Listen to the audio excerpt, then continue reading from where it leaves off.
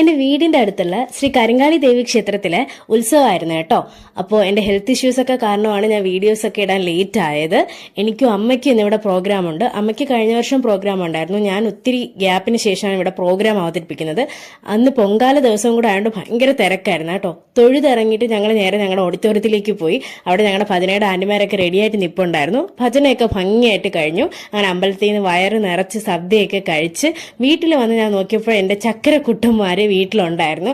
രണ്ടുപേരും കൂടെ ഭയങ്കര ഡാൻസ് ആയിരുന്നു. ധനു എന്തൊക്കെയോ പരാതി പറയുന്നു, അച്ഛനെ അടിക്കുന്നു, ആകെ മൊത്തം വീട്ടിൽ ഭയങ്കര ബഹളമായിരുന്നു കേട്ടോ.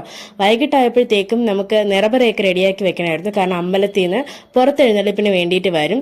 അവിടെ എവിടേക്കോ വെടി പൊട്ടുന്ന ശബ്ദം കേട്ട് ആകെപ്പടെ പേടിച്ച് ധനു എൻ്റെ തോളിൽ കയറി അങ്ങനെ ഇരിക്കുകയാണ്.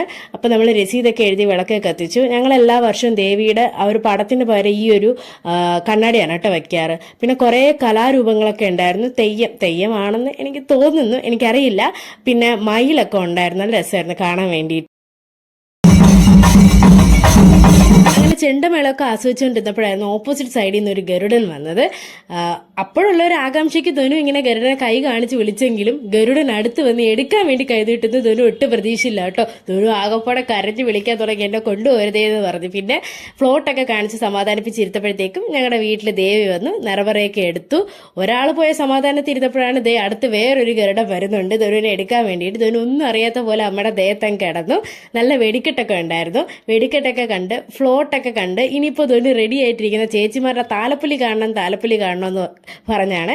അങ്ങനെ അവസാനം ചേച്ചിമാരുടെ താലപ്പൊലിയൊക്കെ കണ്ടു ഞങ്ങൾ നേരെ വീട്ടിലേക്ക് പോയി.